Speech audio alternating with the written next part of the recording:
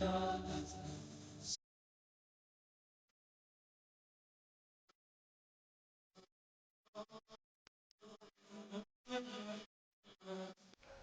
we want to learn something that is extremely important for everyone.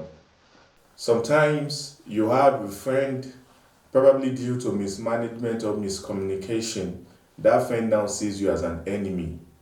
Or probably you have a senior colleague in your place of work that also views you as probably a threat. And because this person views you as a threat, this person sees you as an enemy. Probably not an enemy in the actual sense of it, probably as an opponent. Someone that you are at a level called the daggers drawn. How do you convert your perceived enemies or opponents to friends? This is something we'll be looking at today in this episode. At 5 ways to turn an opponent to a friend.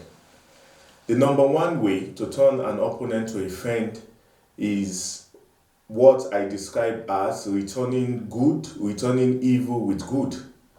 When someone you perceive as your enemy does something bad to you, one of the ways to convert that into good, for you to turn that person to your friend, is for you to return not in kind, but in the opposite of what that person has done to you. For example, you have a neighbor who probably had his clothes outside. Probably you are living in these four flats together, block of flats, and there was a day you were in the house or he was in the house, you were not around, and you had your clothes on the line. So this person left your clothes when rain was falling, and because of this person now sees you. This person does not care about you, but you want this person to become your friend, and you want this person to help you pack your clothes the next time. You do not just want to lament that this person is bad, this person is terrible. You want to build a cordial relationship with this particular person. What you can do is that you look for opportunities to return that evil with good. For example, if there is also rainfall, if there is about to be a rainfall and you are at home and this person's clothes are also on the line outside, easily you can help that person pack his clothes. When he arrives home and he's probably from where he's even coming from, he's already scared. This rain that is about to fall, my clothes are outside, my clothes are outside. By the time he returns and you've helped him to pack his clothes quite neatly, you take it to his house and say, my good neighbor, please, these are your clothes. When rain was about to fall, I helped you in packing your clothes.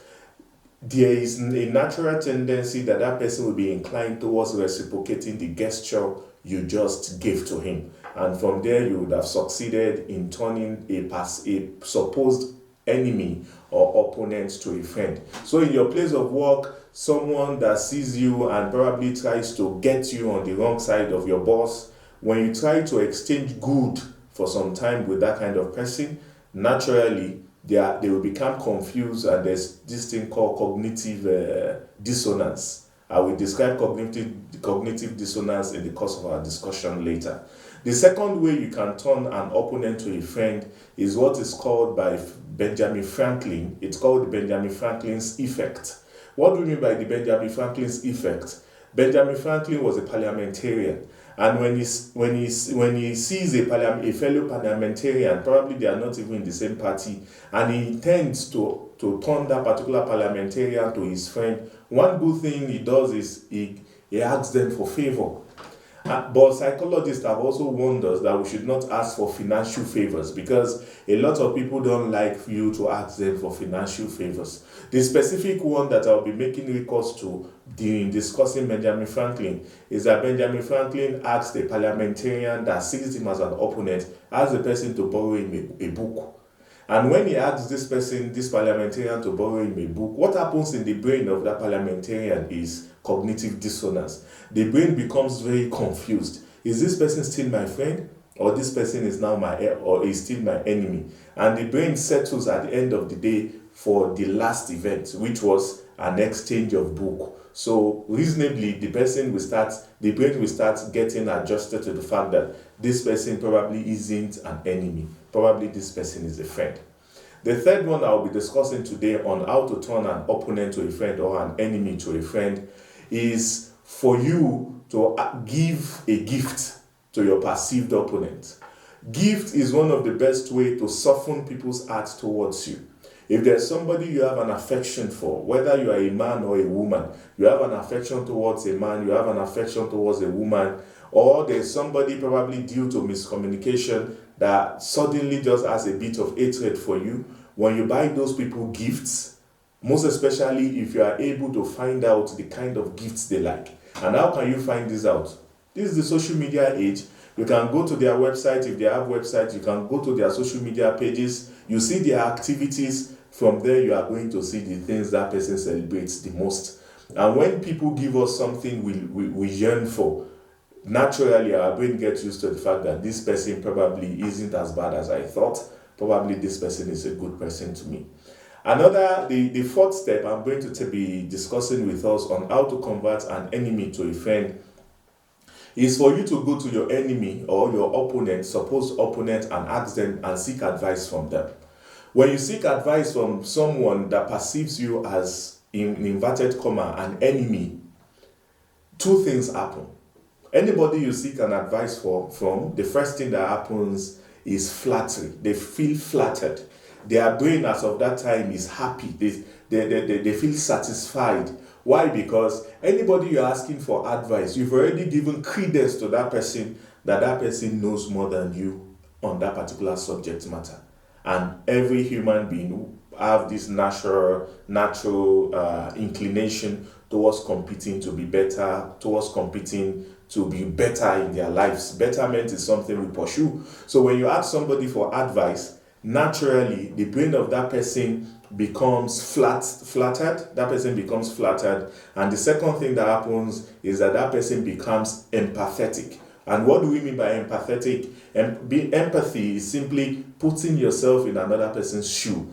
Before you can sufficiently and correctly advise somebody, you need to take yourself and put yourself in the shoes of that person and think, if you were in this person's situation, what will I do? Then you can now advise. So that is the fourth way to get an opponent to become your friend. Let me cite an example.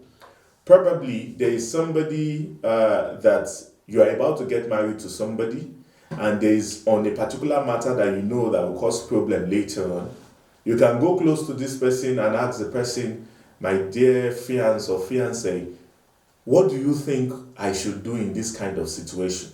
When that person tries to advise you, they feel flattered. This person thinks I'm intelligent. Then they become more empathetic. By the time that matter now really pops out, you will discover that it won't have the weight that you would expect. And this was the issue of a woman who gave birth to a daughter and abandoned the daughter to the father.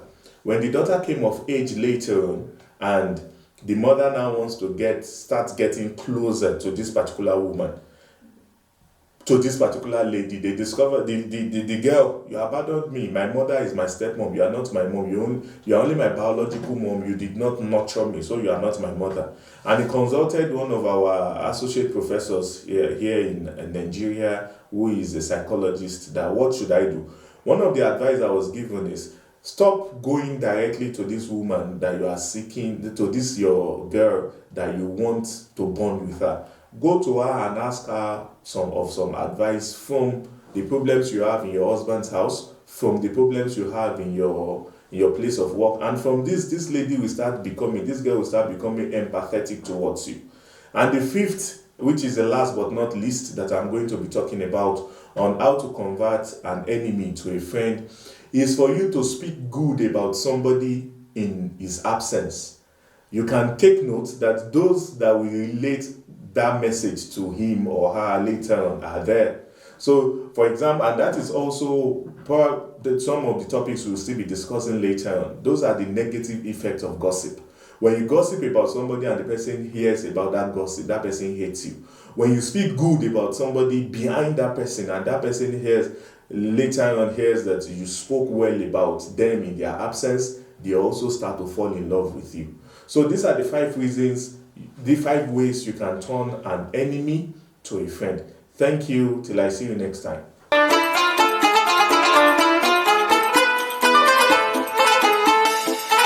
Ramadan Mubarak.